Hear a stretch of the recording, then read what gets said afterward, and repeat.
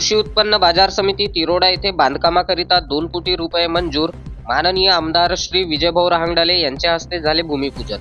कृषी उत्पन्न बाजार समिती तिरोडा येथे माननीय आमदार श्री विजयभाऊ रहांगडाले तिरोडा गोरेगाव विधानसभा क्षेत्र यांच्या माध्यमातून 2 कोटी रुपये मंजूर करण्यात आले असून सदर निधीमध्ये 5 लिलाव शेड 125 लक्ष, 3 इमारत 75 लक्ष रुपये अशा कामांचा समावेश आहे.